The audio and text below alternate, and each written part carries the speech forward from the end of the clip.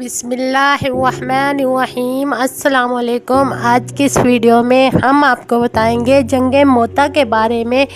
میدان موتا میں گمسان کی جنگ کا 5واں مرحلہ۔ افق مشرق سے آفتاب عالمتاب نے منہ نکالا تو اس خوفناک نظارے کو جھانکا جو سر زمین شام کے سرسبز شاداب زمین پر آج ہونے والا تھا، کیونکہ اس میدان میں جس کی ٹھنڈی ہوائیں شباب پر تھی، اب کشت و خون کا بازار گرم ہوا چاہتا تھا۔ مسلمانوں کے کمانڈر حضرت زید بن حارثہ رسول اکرم صلی اللہ علیہ وسلم کا عطا کردہ سفید اسلامی فریر الحارے ہوئے اپنی مختصر مگر جذبہ ایمانی سے سرشار جماعت مجاہدین کو میدان کاراز میں اتارتے ہوئے دیکھے گئے۔ شجاعت، مردانگی، عزم و استقلال نے ان کے قدم چومے اور اقبال و ظفر نے ان کی ثابت قدمی اور بے انتہا فوج کے مقابلے پر آمادگی، اور پھر یہ عزم، ہمت، سنجیدگی و متانت عقلوں کو حیران بنا دیتی تھی۔ غیبی نصرت اور کرم خداوندی کا چھتر سر پر رکھے ہوئے جس وقت حضرت زید صف بندی کر کے آگے بڑھے تو فوج میں زلزلہ برپا ہو گیا اور گمسان کی ہیبت ناک جنگ شروع ہو گئی۔ 3000 کی جماعت کو 2 لاکھ فوج کا مقابلہ کرنا تھا، اس لیے مسلمان نیزہ تلوار لے کر پیدل میدان کراز میں کود پڑے، اور اس میدان میں جواب تک رنگ برنگ کے پھولوں سے گلکار بنا ہوا خون کی سرخ ندیاں بہنے لگیں۔ حضرت صلی اللہ علیہ وسلم میدان جنگ کا منظر دیکھ رہے تھے۔ جب جنگ میں دونوں طرف سے گمسان کی لڑائی شروع ہو گئی تو اللہ تعالیٰ نے زمین کے حجابات ہٹا کر جنگ کا نقشہ حضرت صلی اللہ علیہ وسلم کے سامنے رکھ دیا۔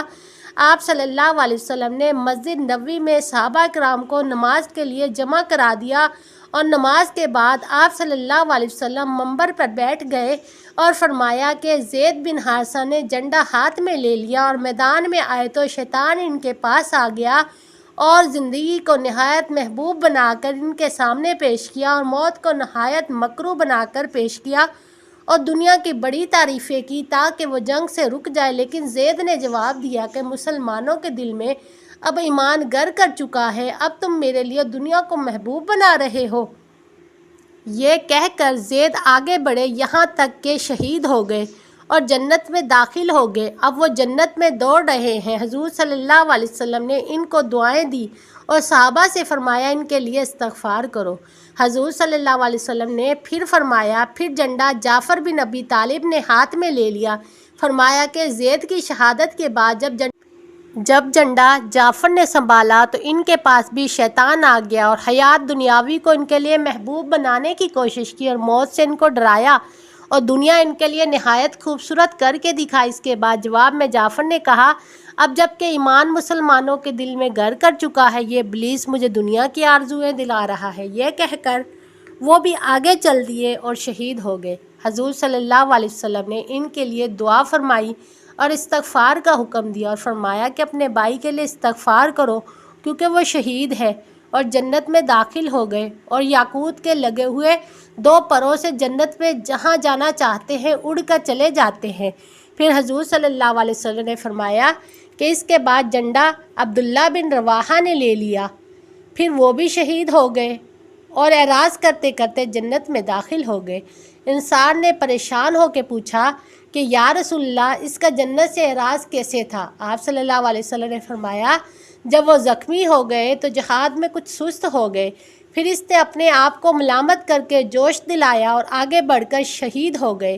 اس پر انصار نے خوشی کا اظہار کیا اور ان کی پریشانی دور ہوگی۔ ایک روایت میں ہے کہ حضور صلی اللہ علیہ وسلم نے فرمایا، میں نے جعفر کو فرشتے کی شکل میں دیکھا جس کے ہاتھوں اور پاؤں سے خون جاری تھا، اور وہ جنت میں سب سے آگے اڑ رہا تھا، اور زید بن حارثہ ان سے دوسرے نمبر پر تھے۔ پس میں نے کہا کہ میرا خیال تو یہ نہیں تھا کہ زید کا درجہ جعفر سے کم ہوگا۔ اتنے میں جبرائیل امین آئے اور کہنے لگے کہ جعفر سے زید کا درجہ کم نہیں تھا، لیکن ہم نے جعفر کا درجہ آپ کی قرابت کی وجہ سے بڑھایا ہے۔ علامہ عقدی فرماتے ہیں کہ حضور صلی اللہ علیہ وسلم نے فرمایا، اس کے بعد خالد بن ولید نے جھنڈا اٹھایا۔ وہ مقرر کردہ امیروں میں سے نہیں تھے، لیکن وہ از خود امیر بنے۔ پھر حضور صلی اللہ علیہ وسلم نے ان کے لیے اس طرح دعا مانگی، مولا کریم، خالد تیری تلواروں میں سے ایک تلوار ہے، تو ہی اس کی مدد فرما۔ اس دن سے حضرت خالد سیف اللہ کے نام سے مشہور ہوئے۔ محبوب رسول اور عاشق رسول حضرت زید رضی اللہ تعالیٰ عنہ گمسان میں حضرت زید حارثہ نامی شخص کے بیٹے تھے۔ ان کو صحابہ کرام میں ایک امتیازی شان حاصل تھی، اور یہ کہ کسی بھی صحابی کا نام قرآن میں موجود نہیں، صرف حضرت زید کا نام سورہ احزاب میں مذکورہ ہے۔ ایک اور خصوصیت یہ تھی کہ یہ حضور صلی اللہ علیہ وسلم کے متبنہ تھے، یعنی حضور صلی اللہ علیہ وسلم نے آپ کو منہ بولا بیٹا بنایا تھا۔ اور اس کا ایک عجیب قصہ تھا، وہ یہ کہ حضرت زید کا والد قبیلہ بنو کعب سے تعلق رکھتے تھے، اور ان کی والدہ سعدہ کا تعلق قبیلہ معن سے تھا۔ حضرت زید کو بچپن میں ان کی والدہ اپنے مائکے لے گئی۔ جاہلیت کا زمانہ تھا، قبائلی جنگیں چلتی تھی۔ حضرت زید کے ننھال پر ایک دشمن نے حملہ کر دیا اور زید کو پکڑ کر غلام بنا لیا۔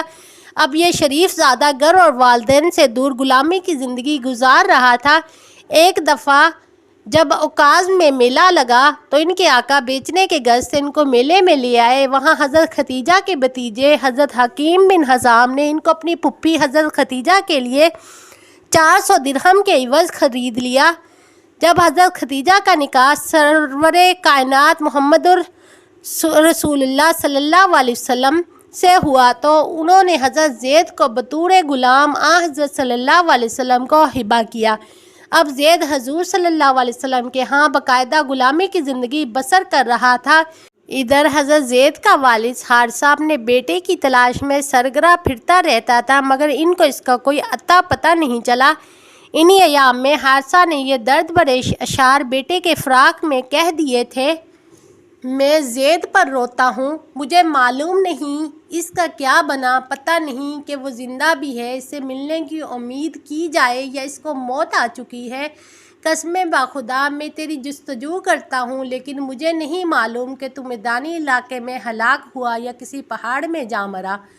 جب سورج طلوع ہوتا ہے تو اسی وقت وہ مجھے یاد آتا ہے، جب سورج غروب ہونے لگتا ہے تب بھی وہ مجھے یاد آتا ہے، اور اگر کبھی ہوائیں چلنے لگتی ہیں تو میرے بیٹے کی یاد تازہ کرتی ہیں۔ ہائے افسوس، میرا غم کتنا طویل ہے اور میں کس قدر خوف میں ہوں۔ ایک دفعہ موسم حج میں بنو کعب کے کچھ لوگ مکہ مکرمہ حج کے لیے آ گئے۔ انہوں نے حضرت زید کو پہچان لیا اور حضرت زید نے بھی ان کو پہچان لیا۔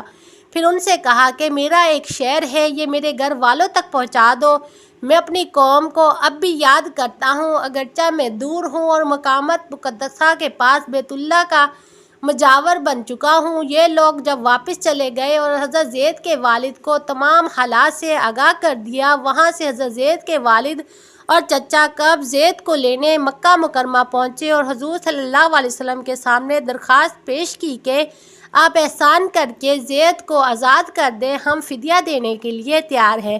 حضور صلی اللہ علیہ وسلم نے فرمایا کہ مجھے کسی فدیے کی ضرورت نہیں اور نہ میں زید کو روکوں گا، البتہ تم جا کر ان سے معلوم کر لو، اگر وہ جانے کے لیے تیار ہے تو لے جاؤ، لیکن اگر وہ خود نہ جائے تو میں زبردستی ان کو نہیں بھیجوں گا۔ ان کے چچا نے کہا، وہ ہمارا بچہ ہے، جگر گوشہ دل کا ٹکڑا ہے، اور جوں ہی ہمیں دیکھے گا تو اپنے والدین کی طرف چل پڑے گا۔ بھلا آزادی پر کون عقل مند غلامی کو ترجیح دے سکتا ہے؟ ان بیچاروں کو کیا خبر تھی کہ حضور اکرم صلی اللہ علیہ وسلم سید الاولین والآخرین کی غلامی تو لاکھوں بادشاہتوں سے زیادہ باعث عزت و شرف ہے۔ بہرحال جب حضرت زید سے ان حضرات کی گفتگو ہوئی اور حضور صلی اللہ علیہ وسلم نے ان سے پوچھا کہ تم جانتے ہو یہ دونوں کون ہیں، تو حضرت زید نے فرمایا، یہ میرا باپ ہے اور یہ میرا چچا ہے۔ حضور صلی اللہ علیہ وسلم نے فرمایا، تم میرے پاس ایک مدت تک رہ چکے ہو، اب تمہیں اختیار ہے، چاہو میرے پاس رہو اور چاہو تو ان کے ساتھ چلے جاؤ۔ حضرت زید نے جواب دیا، آپ کے مقابلے میں کسی اور کو ترجیح نہیں دے سکتا، آپ میرے باپ بھی ہیں اور چچا بھی۔ چچا اور باپ نے جب یہ کلام سنا تو چیخ اٹھے، ارے زید، تمہیں کیا ہو گیا؟ تم آزادی پر غلامی کو اور اپنے ماں باپ اور گھر والوں پر ایک اجنبی کو ترجیح دیتے ہو۔ حضرت زید نے جواب دیا کہ جی ہاں، میں نے ان صاحب کے پاس ایک ایسی چیز دیکھی ہے، اس کے بعد ان کے مقابلے میں کسی کو ترجیح نہیں دے سکتا۔ حضرت صلی اللہ علیہ وسلم نے جب زید کی یہ گفتگو سنی تو ان کا ہاتھ پکڑ کر بیت اللہ کے پاس حتیم کی طرف لے گئے اور بلند آواز سے فرمایا، تم لوگ گواہ رہے، آج سے زید میرا بیٹا ہے اور یہ میرا وارث ہوگا۔ اور میں اس کا یہ منظر دیکھ کر حضرت زید کے والد اور چچا بھی مطمئن ہو کر واپس چلے گئے، اور حضور صلی اللہ علیہ وسلم نے حضرت زید کو ان تمام نعمتوں سے نوازا جیسے ایک شفیق باپ اپنے فرما بردار بیٹے کو نوازتا ہے۔ سب سے زیادہ زید کو محبوب رکھا اور آپ کے بیٹے اسامہ کو بھی پوتے کی طرح پالا اور سنبھالا۔ اکثر جنگی مہمات میں حضرت زید کو امیر بنایا، اور یہ آخری غزوہ موتا بھی اس سلسلے کی ایک کڑی تھی، اور دنیا کو یہ بھی دکھانا تھا کہ یہاں دین مدار و معیار ہے، یہاں غلام غیر غلام، قریب بابعید، سفید یا سیاہ، عربی یا غیر عربی کا فرق نہیں، صرف اسلام اور دین مدار محبت ہے۔ حضرت زید نے بھی اپنی ذمہ داری خوب نبھائی، تمام غزوات سرایا میں ثابت قدم رہے، اور جس پیغمبر کی خاطر اپنے والد اور خاندان کو چھوڑا تھا، آج دین کی خاطر اس رسول سے رخصت ہو کر مدینے سے 1000 کلومیٹر دور دہشت بیابان اور کلکل جبال وادیوں میں جان آفرین کے سپرد کر رہا ہے۔ سچ ہے، سکھایا ہے ہمیں اے دوست طیبہ کے والی نے، کہ بوجھلوں سے ٹکرا کر ابھرنا عین ایمان ہے۔ جہاں باطل مقابل ہو وہاں نوک سنان سے بھی برائے دین اسلام رقص کرنا عین ایمان ہے۔ بقیہ حصہ آنے والی ویڈیو میں بتایا جائے گا۔ ویڈیو اچھی لگی ہو تو لائک اور سبسکرائب کریں۔ شکریہ۔